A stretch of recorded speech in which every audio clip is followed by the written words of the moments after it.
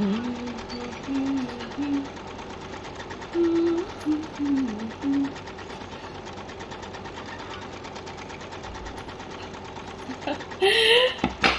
সঙ্গীত শিল্পী নই। আজকে আমার আড্ডা ঘরে সঙ্গীত শিল্পী।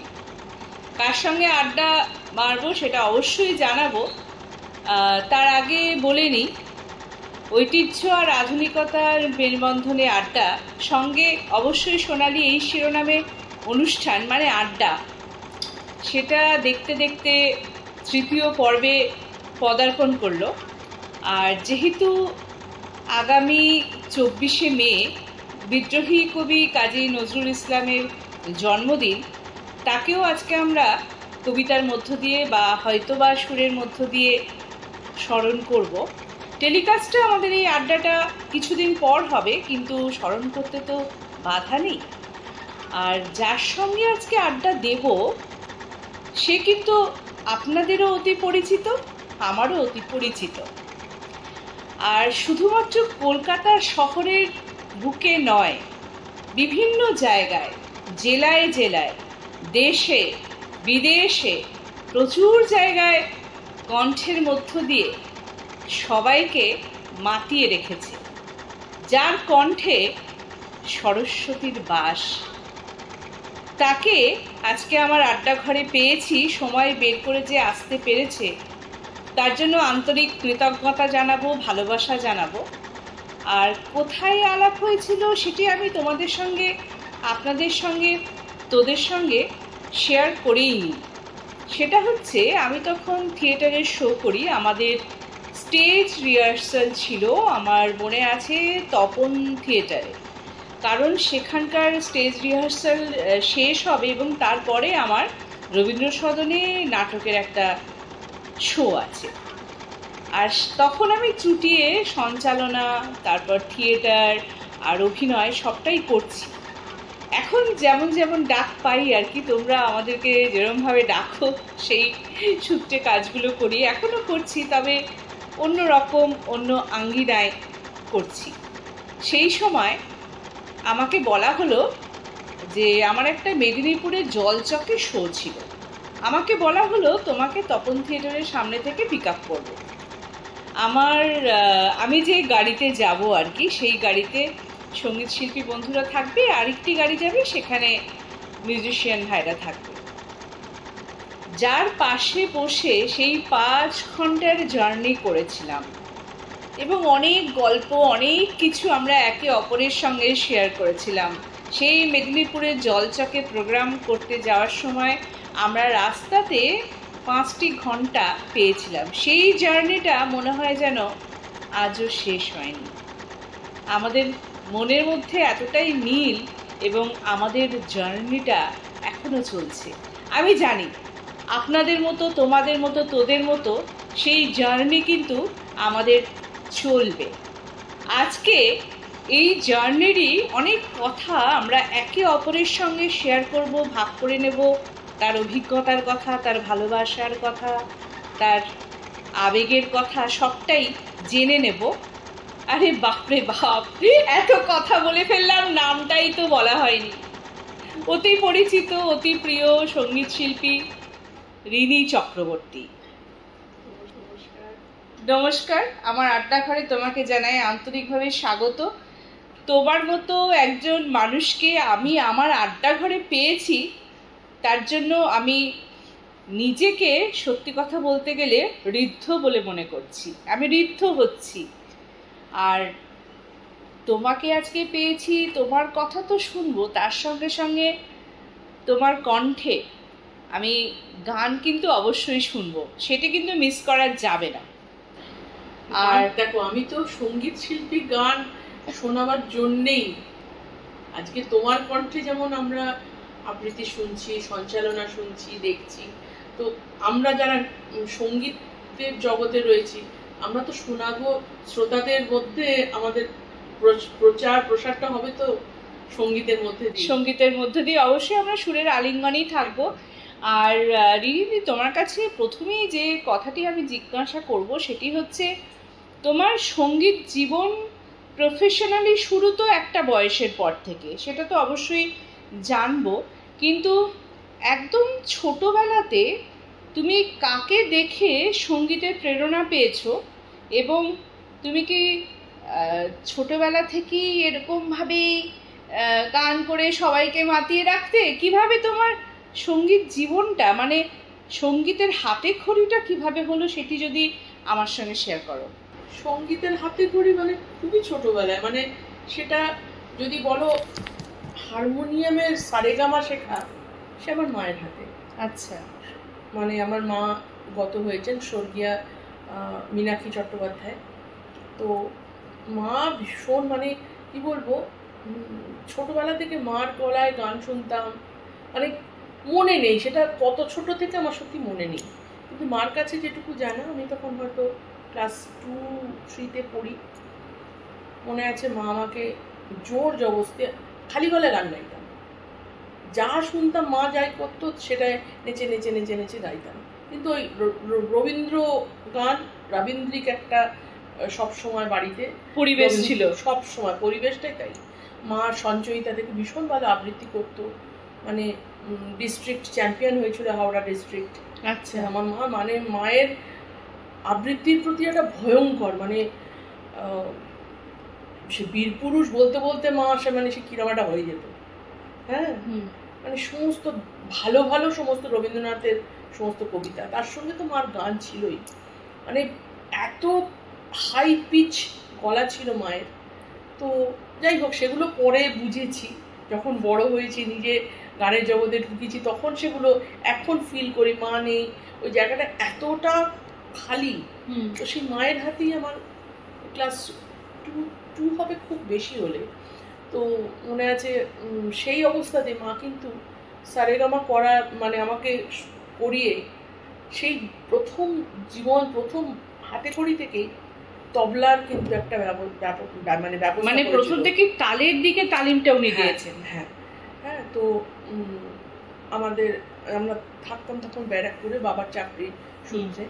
তো জানাশোনার থ্রুতে কারুর কার থেকে পেয়েছিল জানি না, তো সুধিন্দা বলে একজনকে ব্যারাকপুরে ওনাকে নিয়ে এসেছিল। উনি মনে আছে সারেগামা আমাকে প্র্যাকটিস করাতেন থ্রু তবলার বলে। আচ্ছা। তখন বুঝতাম না, সে দাদরার বলে, কাহারবার বলে, ত্রিতালের বলে সারেগামা প্র্যাকটিস করাতেন আমাকে। বাহ। হ্যাঁ, তো তার জন্য বলতে নেই, এখন তার ফলটা আমি ভোগ করছি। এখন আমি প্রথম হাতে করে আমার রবীন্দ্রনাথ। আচ্ছা রিমি, তোমার মনে আছে প্রথম রবীন্দ্রসঙ্গীত তুমি কোনটি গেয়েছিলেন? মানে তোমার প্রথম, মানে কণ্ঠে প্রথম রবীন্দ্রসঙ্গীত তুললে, এবং সেটা তোমার তোলা নয়, মার থেকেই শোনা। এবং মা সেটা মনে আছে বাবার বন্ধুর বাড়িতে বসে, সেই কাকু এখন গত, তা সে মনে আছে করতো একটা গান শোনাতো।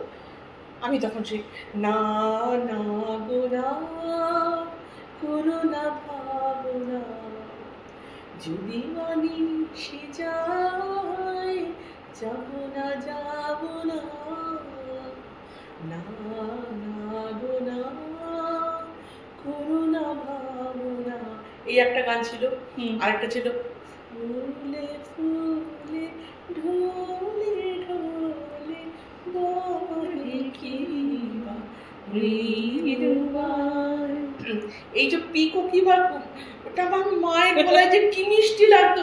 পিকো কি বা কুঞ্জে কুঞ্জে, পিকো কি বা কুঞ্জে কুঞ্জে, কুহু কুহু কুহু গায়, কি জানি কিসে দোলাগে প্রাণ করে হায় হায়। মানে এগুলো না, মানে আমি এখন না হারমোনিয়ামে বসে যদি গাইতে যাই না, গাইতে পারি না। আচ্ছা তুমি বলছো, তোমার কথার প্রেক্ষিতে বেরোচ্ছে, আমি গাইতে পারি না গানগুলো। আসলে কি তোমার এই মায়ের স্মৃতির সঙ্গে তোমার এই নিজের একটা ভালো লাগা, অভিমান, দুঃখ সবটাই জড়িয়ে আছে, তো ওই জন্য মা যে গানগুলো গাইতো, আমার মনে হয় তোমার মধ্যে একটা অদ্ভুত আবেগ সৃষ্টি হয়। একদম। হ্যাঁ, আমি জানি প্রত্যেকেরই জীবনের কিছু না কিছু একটা অধ্যায় থাকে, সেই অধ্যায়গুলো থেকে আমরা বেরিয়ে আসার চেষ্টা করি। আমরা হয়তো সবকিছুই সবকিছুই আনন্দ করে করছি, কাজগুলো করে যাচ্ছি, একের পর এক নিয়ম করে আমাদের কাজগুলো করে যাচ্ছি, কিন্তু ব্যাক অফ দ্য মাইন্ডে সেগুলো রয়ে যায়। হয়তো বা সেটার থেকেই আরো নতুন কিছু করার আমাদের তাগিদ সৃষ্টি হয়। একদম, মানে এই যে নতুন কিছু করার তাগিদ যেটা বলছো সত্যি সেটা। তার কারণ আমার গানটা মায়ের সঙ্গে এমন ভাবে জড়িত যে আজকে যেটুকু গাইছি মায়ের জন্যই। মা সবসময় আছে আমার সঙ্গে, সঙ্গীতের মধ্য দিয়ে বলো সবসময়, সবসময় রয়েছে। এখন সেই ছোটবেলা থেকে গান, তারপর স্কুলে যখন অপশনাল সাবজেক্ট হিসেবে একটা সাবজেক্ট নিতে হবে, সবাই সেলাই নিচ্ছে, কেউ কুকিং নিচ্ছে, নিচ্ছে। আমাদের স্কুলের অ্যাসিস্ট্যান্ট হেডমিস্ট্রেস উনি মাকে ডেকে পাঠালেন, না রিনিকে ওসব কিছু না, তো স্কুলে কোনো কিছু হলেই ওকে গান গাইতে বললেই গান গায়, মিউজিকটাই ওকে অপশনাল দেওয়া। হ্যাঁ, তো মাধ্যমিকে সেটাতে একটা বিরাট আমার গানের জায়গা হলো। এইচএসে সেটাও অপশনাল হিসেবে রইল। তারপর আমার চোখের একটা বিরাট প্রবলেম হয়ে গিয়েছিল ডিউরিং মাধ্যমিকের সময়, তো তারপর থেকে মানে মিউজিকটা মেন সাবজেক্ট হিসেবে এইচএস এর সময় রইল, প্লাস অপশনাল হিসেবে রইল। গ্র্যাজুয়েশনের সময় সেখানেও তাই। হ্যাঁ, তো মিউজিক একটা বিশাল জায়গা। এবং তখন ক্লাস 8-এ আমার প্রথম ক্লাসিক্যাল ট্রেনিংয়ের জন্যে করা হলো স্বর্গীয় অমরেশ চৌধুরী। তো ওনার কাছে নরেন্দ্রপুর মিশনে সেখানে যাওয়া হলো। তো জেঠু তো মানে খুব মানে এক কথায় হাতে ধরে আমাকে শেখানো। তো তখনও পর্যন্ত সা যে ওরমভাবে বলতে হয় জানতামই না। মনে আছে সা বলতে আমার সময় লেগেছিল প্রায় প্রপার সা কানপুরায় 2 মাসের উপর। ওরে বাপরে, একটা কোনো গান নয়, তুই শুধু আগে সাটা বল। একবার বেসে বলতে হবে, একবার উপরে। জানো আমাদের কবিতা আমরা আবৃত্তি করি, আমাদের না কণ্ঠচর্চা করতে হয় কিন্তু। হ্যাঁ, সে তো করতে হয়। কণ্ঠচর্চা কার না, তোমাকে আবৃত্তি করতে গেলে তোমাকে সাউন্ডের একদমই বেসে একটা থাকে, উপরে একটা থাকে, ছন্দের একটা ব্যাপার, তালেরও একটা ব্যাপার। অনেকে বলেন এটা ঠিকই যে কবিতার তো কোনো স্বরলিপি নেই, কবিতার স্বরলিপি নেই ঠিকই, কিন্তু আমাদের মধ্যে কিন্তু গানের একটা প্রভাব কবিতার মধ্যে আছে। কারণ আমরা যখন আবৃত্তি থ্রো করব মাইক্রোফোনের সামনে, তখন আমাদের দেখতে হবে আমরা বেসে কতটা দিচ্ছি, মিডলে কতটা দিচ্ছি, হাই পিচে কতটা নোট দিচ্ছি, এবং উপরের নোটটা যখন লাগাচ্ছি তখন আমি নিশ্চয়ই চিৎকার করব না, ওটা হাফ নোটে বলবো। সবটাই কিন্তু একটা বেস করেই হচ্ছে। সুতরাং যাদের একটু আমার মনে হয় ছন্দ, লয়, তান এগুলো আমাদের মধ্যে রয়েছে, তারাই মনে হয় আবৃত্তি বা সঞ্চালনা, তারপর নৃত্য এবং সঙ্গীত সবটাই কিন্তু একে অপরের সঙ্গে ওতপ্রোতভাবে জড়িত, তাই না? আর আমাদেরও কিন্তু সাটা প্র্যাকটিস করতে হবে। হ্যাঁ, কারণ তুমি যখনই একটা তুমি ওয়ার্ডকে বলছো, হ্যাঁ, তুমি তো সুরের বাইরে যেতে পারো না। সুর মানে কি স্বর, একদমই তাই। আমরা গানে বলছি সা, যে কোনো একটা স্কেল মেনটেন করে বলছি সা। সেই সাটাকে তুমি আজকে যদি তুমি ধরো একটা কবিতা বলতে গেলে তোমাকে তো একটা স্কেল নিতে হবে, এবং আমাকে সেই স্কেলটা চেঞ্জ করলে চলবে না। যদি একটা প্যারা করছি, তার পরের প্যারাতে যখন যাব হয়তো অন্য স্কেলে যাব, কিন্তু পিচটা আমাকে খেয়াল রাখতে হবে। তারপর তোমার মুড অনুযায়ী তুমি হয়তো তার ভাবে তখন তোমার বলার এটা কি বলে পিচটা তোমার চড়লো ঠিক তাই। তো সেখানে আমাদের যেমন একটা গান তো একটা সুরে যায় না। হ্যাঁ, আমাদের গানকে যেমন lower scale, middle lower octave, middle octave, upper octave, তিনটে মিলিয়ে একটা গানকে আসে। একদমই তাই। আচ্ছা রিনিদি, তোমার কাছে আমি একটা প্রশ্ন জিজ্ঞাসা করি। তোমার তো একটি ছেলে একটি মেয়ে, তার সঙ্গে আমি যতদূর জানি হাজবেন্ডকে বোধহয় কাজের সূত্রে একটু বাইরে যেতেও হয়। হ্যাঁ, তা তুমি সংসারটা দেখে সঙ্গীত চর্চা তুমি তো খুব ভালো লেভেলে করো। কারণ আমি তোমার অনেকগুলো অ্যালবাম বেরিয়েছে, নিজস্ব ইউটিউব চ্যানেল আছে, তাতে প্রচুর ভিউয়ার্স, এবং তোমার কণ্ঠ অনেক জায়গায়, বেশিরভাগ জায়গায় সমাদৃত, এবং নানান অনুষ্ঠানও করো, জেলাতে করো এবং কলকাতা শহরের বুকে। আর তার জন্য তো অনেকটা সময় দিতে হয়, আমি জানি। সময় না দিলে কোনো কিছুরই ফল পাওয়া যায় না। এবার ছোট বাচ্চাকে ধীরে ধীরে তাদেরকে বড় করা, তোমার মেয়ের বোধহয় বিয়েও হয়ে গিয়েছে, মেয়ে না ছেলের বিয়ে হয়ে গিয়েছে। হ্যাঁ, তুমি আমাকে নিমন্ত্রণ করেছিলে, আমি জানি। তখন আমার একটা সিরিয়ালের শুটিং চলছিল, তখন আমি যেতে পারিনি। আর মেয়ের বিয়েটা কিছুতেই মিস করা যাবে না, সে তো গেল।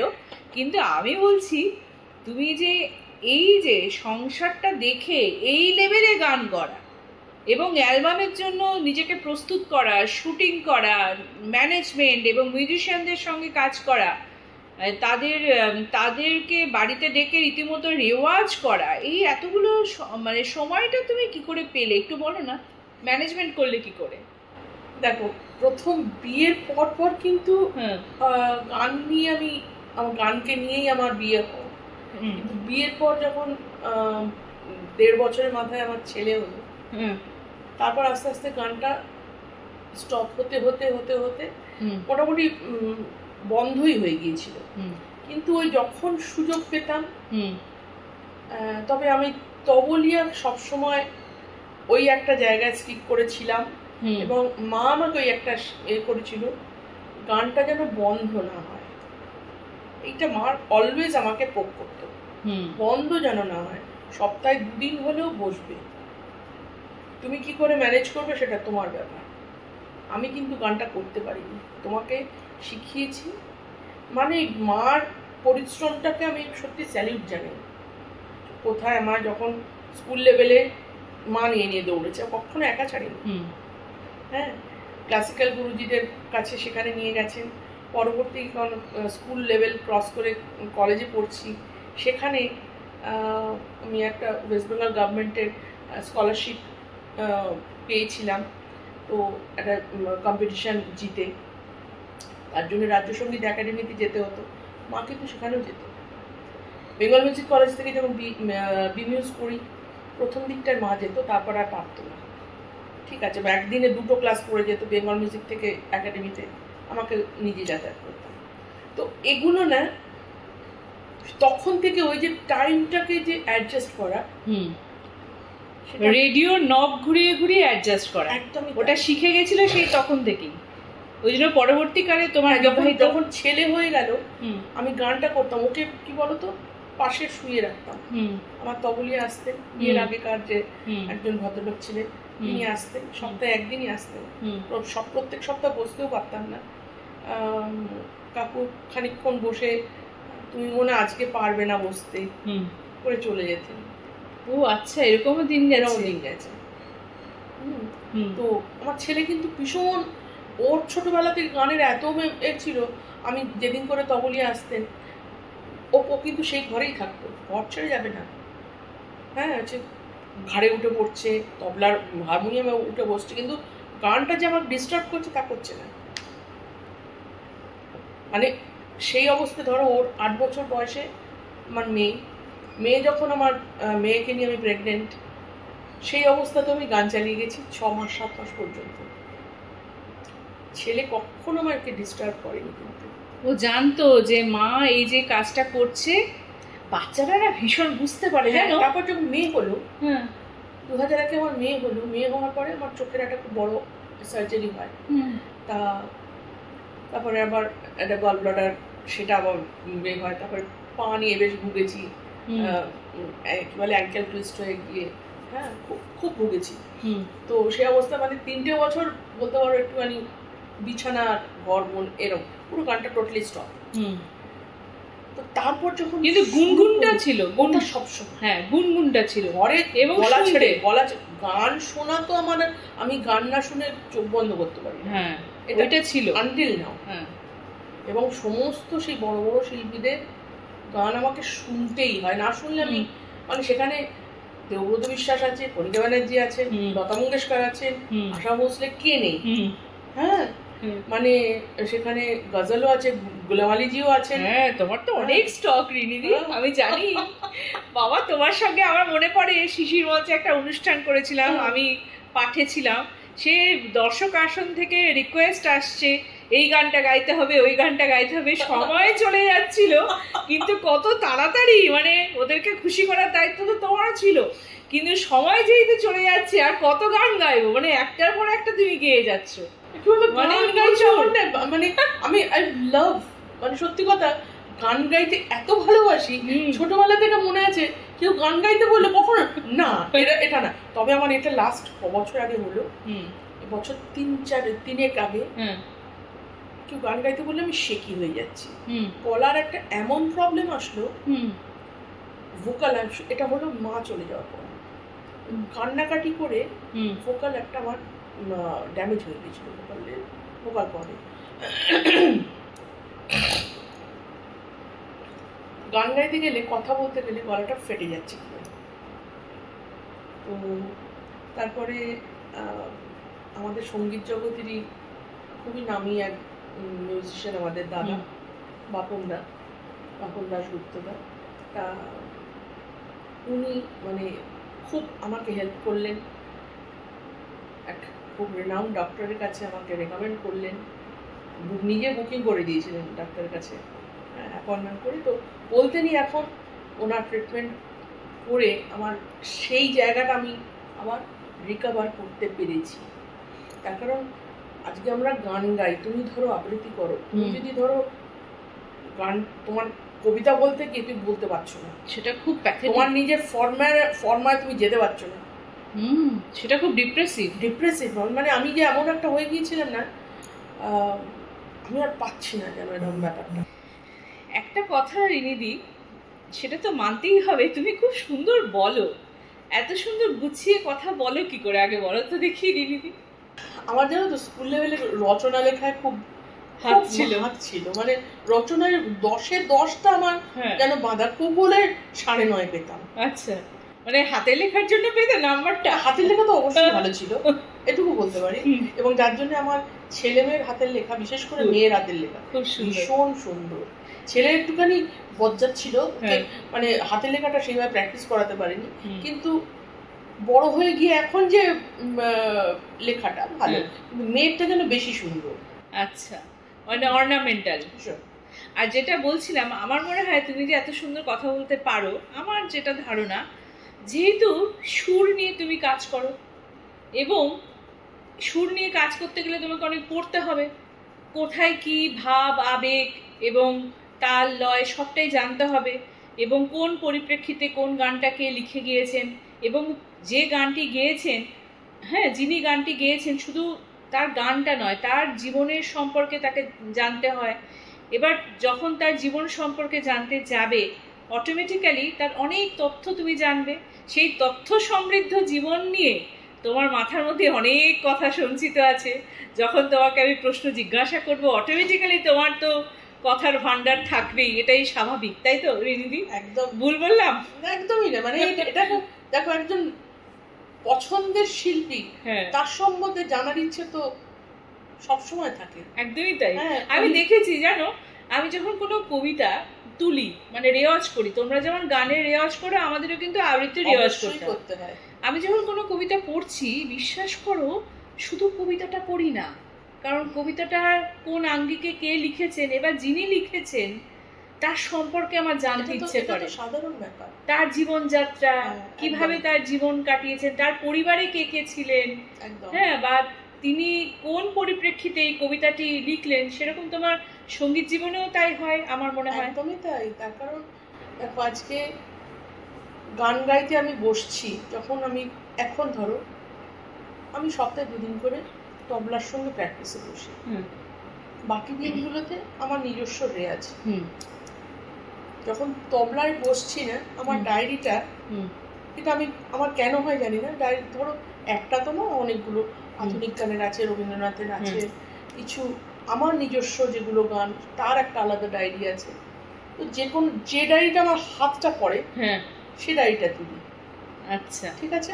এবার পাতা, আমি ডায়েরিটা যে খুলেই যে প্রথম পাতা খুলি তা নয়, এরকম মাঝখানে যে একটা খুললাম, যে গানটা বেরো সেটা থেকে স্টার্ট।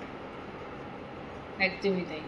তো যখনই আমি গাইতে যাচ্ছি, সেই গানটা শুরু করার আগে আমাকে একটুখানি গলাটাকে একটু মোল্ড করে নিতে হয়। ওম প্র্যাকটিস। আজকে গান যারা গায়, আজকে তুমি ধরো আবৃত্তি করছো, আমাদের সুর স্বর নিয়ে যাদের কাজ, হ্যাঁ, তাদের ওম প্র্যাকটিসটা ভীষণ জরুরি। তা তো নিশ্চয়ই। হ্যাঁ, তো একটা স্বরের মধ্যে ওম তুমি একটা 5-7 মিনিট আমাকে করতে হয়। তা তো ঠিকই। একটা গান শোনাও না রিন্দি। কি গান শোনাবো? তোমার যেটা ইচ্ছা। রিসেন্ট আমার একটি রবীন্দ্রসঙ্গীত আমি রেকর্ড করলাম। আচ্ছা। হয়তো আগামী জুন মাসের প্রথম নেই হয়তো চলে আসবে। বহুশ্রুত গান, প্রচুর শিল্পীরা গেয়েছেন, কিন্তু আমার ভীষণ পছন্দের গান, মানে কি বলবো, যবে থেকে গানকে বুঝতে শিখেছি। দিবস রজনী আমি যেন কার আশায় আশায় থাকি, দিবস রজনী আমি যেন কার আশায় আশায় থাকি, তাই চমকিত মন চকিত শ্রবণ তৃষিত আকুল আঁখি, দিবস রজনী আমি যেন কার আশায় আশায় থাকি, চঞ্চল হয়ে ঘুরিয়ে বেড়াই সদা, মনে হয় যদি দেখা পাই, চঞ্চল হয়ে ঘুরিয়ে বেড়াই সদা, মনে হয় যদি দেখা পাই, কে আসিছে বলে চমকিয়ে যায়, কাননে ডাকিলে পাখি, দিবস রজনী আমি যেন কার আশায় আশায় থাকি, জাগরণে তারে না দেখিতে পাই, থাকি স্বপনের আশে, ঘুমের আড়ালে যদি ধরা দেয়, বাঁধিব স্বপ্ন পাশে, এত ভালোবাসি এত যারে চাই, মনে হয় না তো সে যে কাছে নাই, যেন এ বাসনা ব্যাকুল আবেগে তাহারে আনিতে থাকি, দিবস রজনী আমি যেন কার আশায় আশায় থাকি, দিবস রজনী আমি যেন কার আশায় আশায় থাকি। এই পরিপ্রেক্ষিতে আমার একটি কবিতা মনে পড়ে গেল, বিদ্রোহী কবি কাজী নজরুল ইসলামের কবিতা। কবিতাটির নাম আশা। আচ্ছা, একটু শোনাই দু লাইন। হয়তো তোমার পাবো দেখা, যেখানে ওই নত আকাশ চমছে বনের সবুজ রেখা, ওই সুদূরের গায়ের মাঠে আলের পথে বিজন ঘাটে, হয়তো একটু মুচকি হেসে ধরবে আমার হাতটি একা, ওই নীলের ওই গহন পারে ঘুমটা হারা তোমার চাওয়া, আনলে খবর গোপন দুটি দিক পারে ওই দক্ষিণ হাওয়া, বনের ফাঁকে দুষ্টু তুমি আসতে যাবে নয়না চুমি, সেই সে কথা লিখছে কোথা দিগ্বলয়ের অরুণ লেখায়। সত্যি না? এই গানের সঙ্গে সঙ্গে মনে পড়লো, বুঝলে কবিতাটা। তোমার গান তো অসাধারণ রিনিদি। এই যে তুমি ইনস্ট্যান্ট গেয়ে দিতে পারছো, এবং হাতে কোনো আমি দেখছি কোনো ডায়েরি নেই, কাগজ নেই, কিছু নেই। ও অদ্ভুত, এত গান এনে তুমি মনে রাখো কি করে, একটু বলো না। এটা কি বলতো, প্যাশন। হ্যাঁ, আজকে ধরো আমি বিভিন্ন লোকের বিভিন্ন রকম প্যাশন থাকে। আজকে সবসময় যেটা হয় তা নয়, তার কারণ যখন বেশি ভাস্ট যখন হয় তখন ডায়েরিটা লাগেই থাকে, সামনে থাকে। হ্যাঁ, এটা আমার একটা বদরূপ। আমি যখন গান গাইতে বসি, হয় পুরোটাই আমার দেখতে হবে না, কিন্তু আমাকে ডায়েরিটা খুলে রাখতে হয়। কিছু যেগুলো প্রাণের গান, সেগুলোর জন্য কোনো ডায়েরি লাগে না। হ্যাঁ, সেগুলো মনে ভেতরে আমি দেখতে পাচ্ছি, ওয়ার্ডিং গুলো সব দেখতে পাচ্ছি। সেই জন্য বলি, মানে এটা না ভেতরে রয়ে গেছে। আর মা সরস্বতী, জানো তো, মা সরস্বতীকে তোমাকে স্মরণ করতে হয়। মা কিন্তু আশীর্বাদ সবাইকে দেন না। যারা সঙ্গীত জগতের সঙ্গে বলো, এই যে তুমি একভাবে মা সরস্বতীকে নিয়ে রয়েছো, গান বাজনা, যারা তোমাদের আবৃত্তি, সব কিন্তু মাতৃ সাধনা, মা সরস্বতীর আরাধনা করো। একদমই তাই। তো সেখানে আমাদের আলাদা করে পুজোর কথা ভাবতে হয় না, কারণ কি আমরা এটাকেই তো পুজো করছি। একদম, এটাই মন্ত্রোচ্চারণ আমাদের। মানে যখন এই যে কোনো গান, আজকে খুব পরিচিত গান, দূরে কোথায়,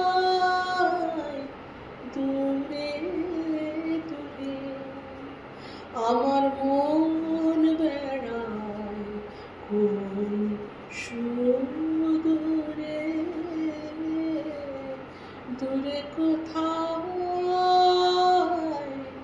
দূরে দূরে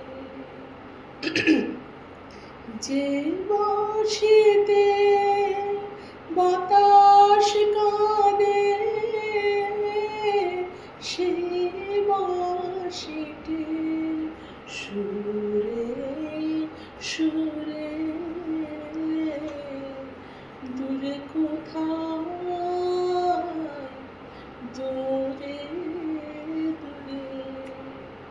এগুলো জানো তো, রবীন্দ্রনাথ ভেতরে যদি তোমার বসে যায়, কিন্তু রবীন্দ্রনাথ হচ্ছে, জানবে, বাড়ির ভিত।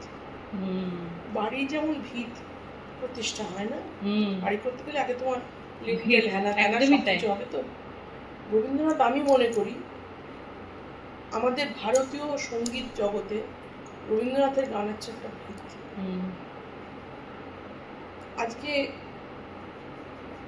একটা সময়ের পর আমি রবীন্দ্রনাথের গান থেকে আমি আধুনিক গানের জগতে ঢুকেছি। তার জন্য আমি নিজস্ব যেটা ট্রেনিং নেওয়ার, আধুনিক গান তার কিন্তু আলাদা স্টাইল। রবীন্দ্রনাথের যেমন আলাদা একটা স্টাইল, আধুনিকের একটা আলাদা স্টাইল। তো সেখানে আমি রবীন্দ্রনাথের জন্য, আমার মায়ের হাতে তো আমার শুরুটা, তারপরে স্বর্গীয় সুবিনয় রায়, ওনার কাছে দীর্ঘদিন আমার শেখা। তারপর কলেজ জীবনে কিছুটা সময় চিন্ময় চ্যাটার্জিকে পেয়েছি। আচ্ছা। নজরুল গানে পূরবী দত্ত, পূরবীদিকে পেয়েছি। আচ্ছা। সুমিত্রা দিকে পেয়েছি, সুমিত্রা সেন। মায়া সেনের কাছেও তো, মায়াদির কাছেও, ওনার গড়িয়াটের ওখানে খুব কম করে বছর দেড়েক, মায়াদির কাছে একটু কম। তো এনাদের মতো গুরু প্রথিতযশাদের কাছে তোমার শিল্পী, তাদের কাছে আমার শিক্ষা নেওয়ার সুযোগ পেয়েছি।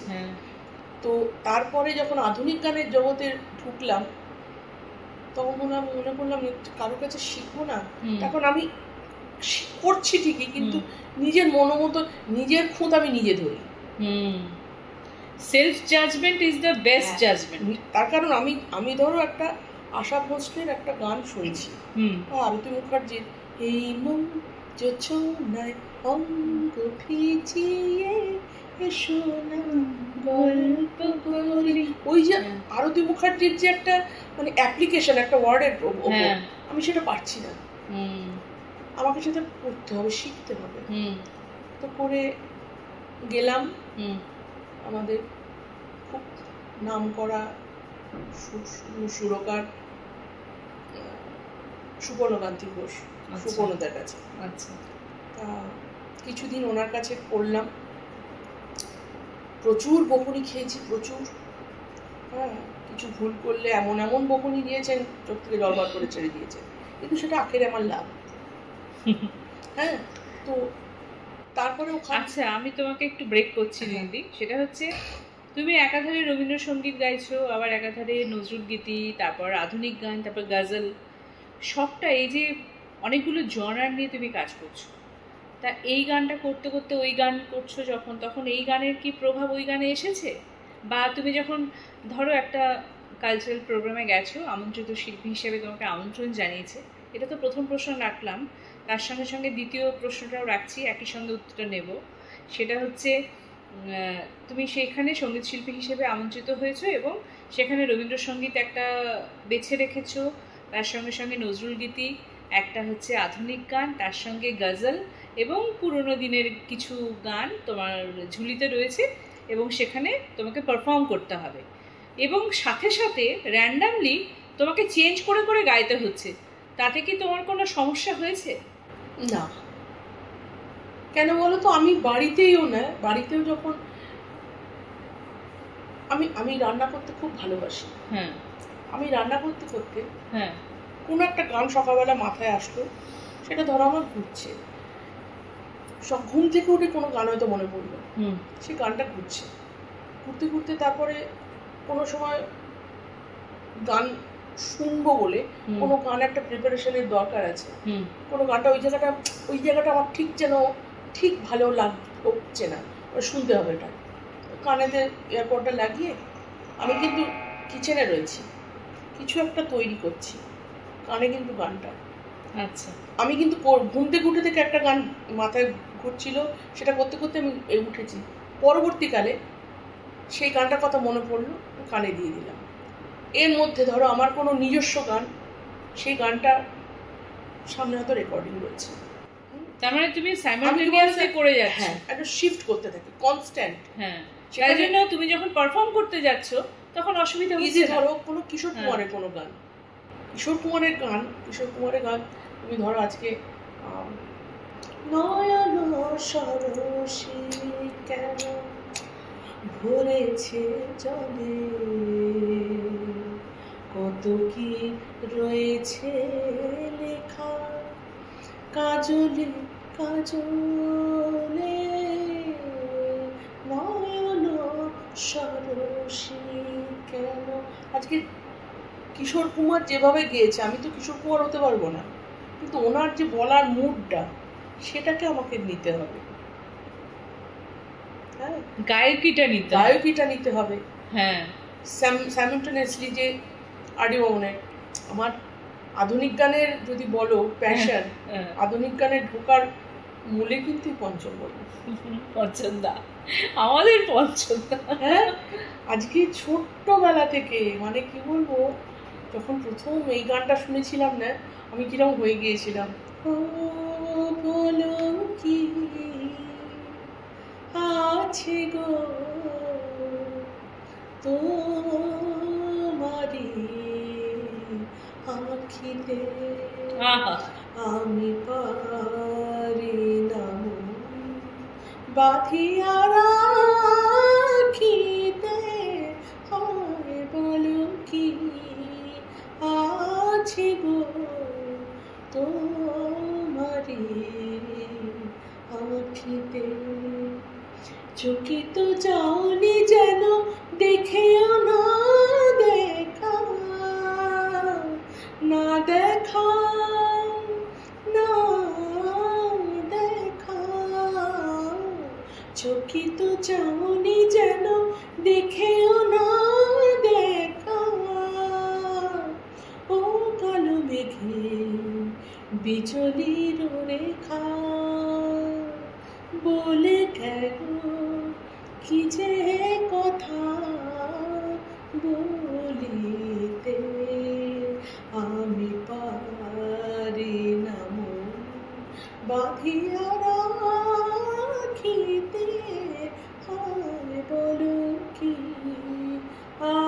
আছে গো তোমারি আঁখিতে। অসাধারণ, অসাধারণ, খুব ভাল লাগছে দিদি। আমি কি বলবো, আমার মানে ভাষা নেই।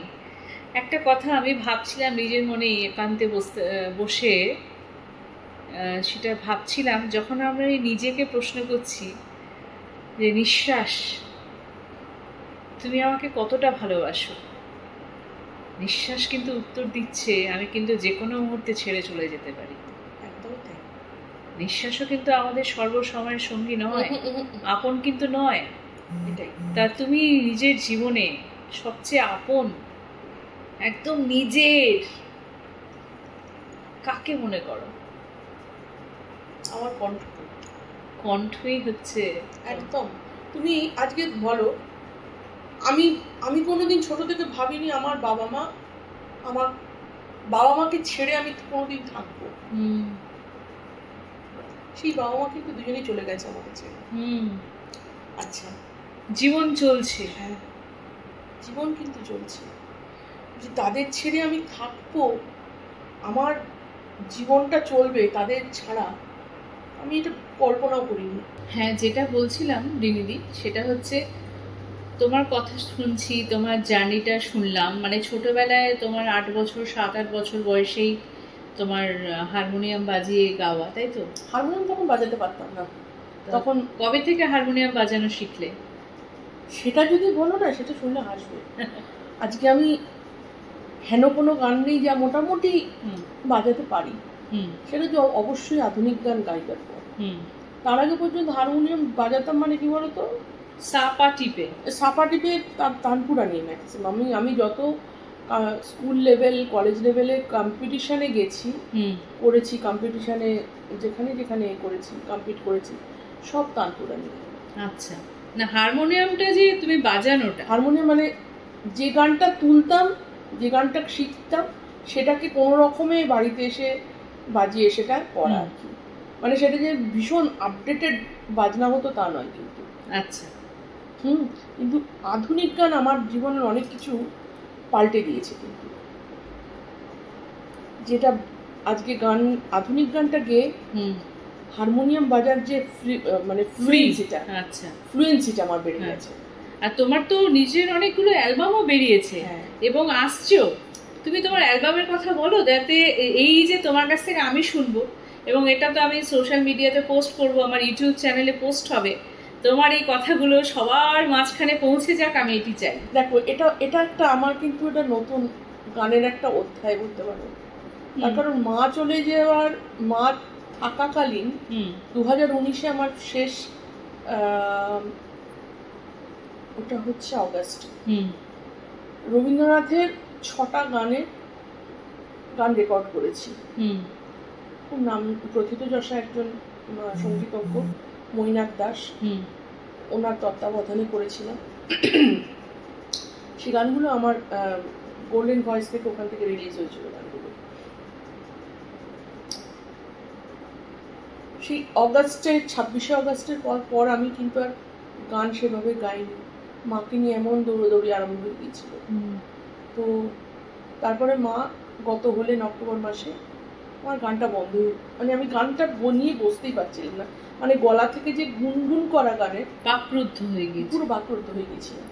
তো আমি মোটামুটি 3-4 মাস আমার বাড়িতে, আমার তবলিয়া আমার বন্ধু প্রবীর গাঙ্গুলি, তো ও এসে ফিরে গেছে। আমরা তুই তো গাড়ি প্রথম যখন ওর সঙ্গে আলাপ হয়েছিল তখন আপনি করতাম, বিগত প্রায় 18 বছর আমার সঙ্গে সংবাদ করছে। তো সে আপনি থেকে তুমি হয়েছে, তুমি থেকে এখন তুই। হ্যাঁ, তো ও এসে বলছে তুই বস, ও সব আমার এ করে দিচ্ছে, তুই বস, আমি জোগাড় করে দিচ্ছি, তুই বস। কোথায় গান, আমি হারমোনিয়ামে বসছি, হাউ করে খানিকটা কেঁদে নিলাম। মানে তোমার মানে কিছুতেই আবেগটা আসছিল না, মানে সঙ্গীতের যেটা, তো ধীরে ধীরে ধীরে। তারপরে ওটা ফেব্রুয়ারি মার্চ হবে 2020।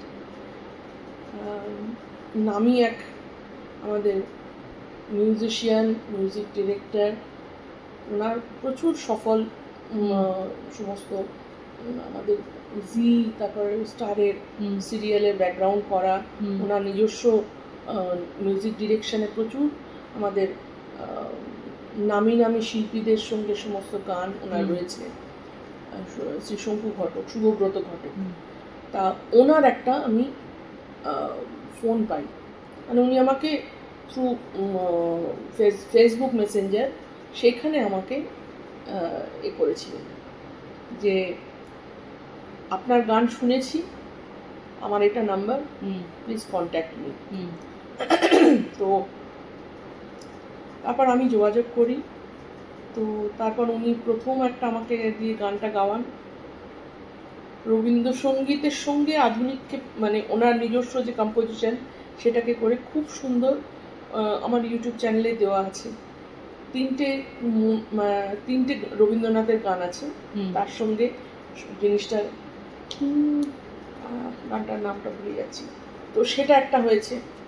তারপরে প্রথম যে আধুনিক ওনার ডিরেকশনে করলাম, যদি কোনোদিন সেটাকে আমায়, যদি কোনোদিন আদুরে হাওয়ায় না বলা সেই কথাটা চোখের পাতায়, যদি কোনোদিন বেহায়া হয়ে যেতে চায় খেয়ালি শ্রাবণ, না বলা সে কথা মনে রয়ে যায়, জানি না কি হবে তখন, যদি কোনোদিন দারুণ। ছাড়তে তো তোমাকে ইচ্ছে করছে না, ছাড়তে একদম ইচ্ছে করছে না রিরিদি, আর সময় নেই জানো তো, সময়ের সঙ্গে একদম লাস্ট যে গানটা আমার পুজোর সময় রিলিজ হয়েছে, রামধনু নিয়ে জীবনে মাধুরী নিয়ে কি মিলন, দাও সরি, রামধনু নিয়ে জীবনে মাধুরী নিয়ে নীরবে মনের কলমে তোমাকে আমার লেখা চিঠির প্রথম কথা কি ছিল তাজ মনে নেই, এই মনে আছে আশা, আছে শুধু ভালোবাসা, প্রেম নয় শুধু আলেখা, আমি তোমারই বোধা, হো আমি তোমারই বোধা, আমি তোমারই বোধা। এটা একদম লেটেস্ট। খুব ভালো। তোমার এই অ্যালবামের জন্য অনেক অনেক শুভেচ্ছা দিদি। শুধু লাস্ট একটা প্রশ্ন আমি করব, সেটা হচ্ছে তোমার গান শুনে কি দাদা প্রেমে পড়েছিল?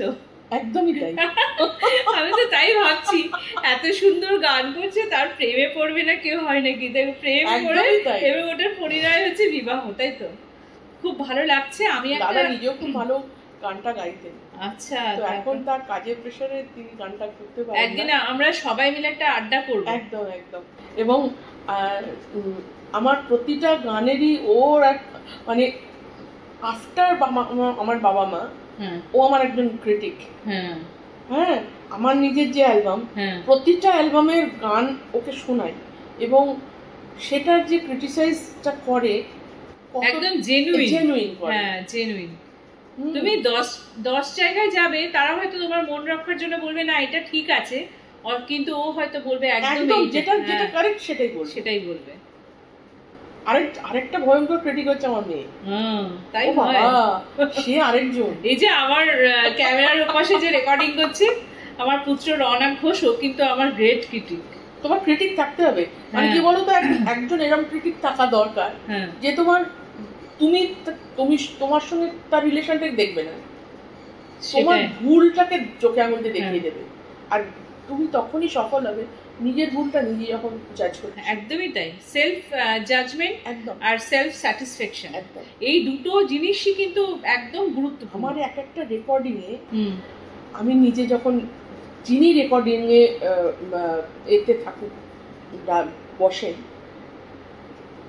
আমি হয়তো বললাম এই জায়গাটা আমি আরেকবার গাইবো, আমার পছন্দ হচ্ছে না, আমি তো শুনতে পাচ্ছি, হ্যাঁ এই জায়গাটা আমি আরেকবার গাই, এটা ওনারা তখন বলে ঠিক আছে করুন।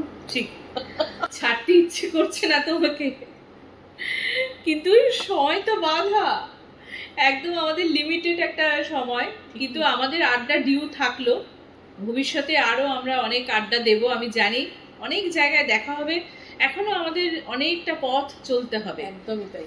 তোমার জন্য না আমি একটা ছোট্ট একটা উপহার আমার তরফ থেকে, ইচ্ছে আমার অনেক আছে রিনিদি, কিন্তু সেটা সবটাই সময় সাপেক্ষ। আমি জাস্ট একটা ছোট্ট করে শুরু করেছি, তোমাদের মতো গুণী শিল্পীদের আমার এই আড্ডা ঘরে আসছে আমাকে ভালোবেসে, এটাতেই আমি সমৃদ্ধ। তোমার জন্য ছোট্ট একটা স্মারক। খুব সুন্দর। থ্যাংক ইউ রিনিদি, তুমি এসেছো সময় বের করে, আর তুমি এরকমই সুন্দর থেকো, তোমার রূপচর্চা নিয়ে আমি আরেকটা দিন আরেকটা পুরো সেশন করব, কারণ শেষ হয়নি। আর তোমার যে এত সুন্দর একটা স্কিন আমি দেখতে পাচ্ছি, আমি সেদিন গাড়িতে চলতে চলতে মেদিনীপুর জলচকে আমাদের অনুষ্ঠান ছিল, তখনও তোমাকে আমি বলেছিলাম রিনিদি তোমার স্কিনটা এত সুন্দর কি করে। আজকে এটার আড্ডাটা আমি একটা দিনের জন্য শুধু আধা ঘন্টা তোমার স্কিন নিয়েই আমি আলোচনা করব। ভালো থেকো রিনিদি। একদম ঠিক আছে।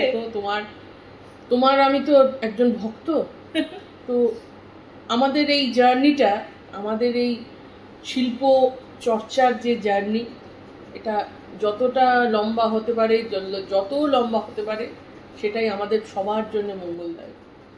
একদমই তাই।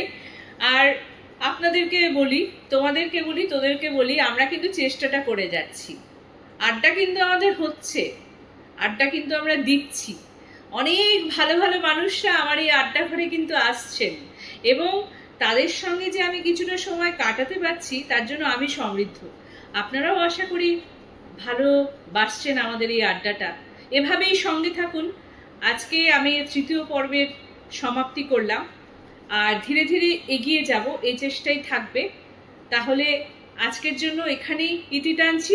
নমস্কার।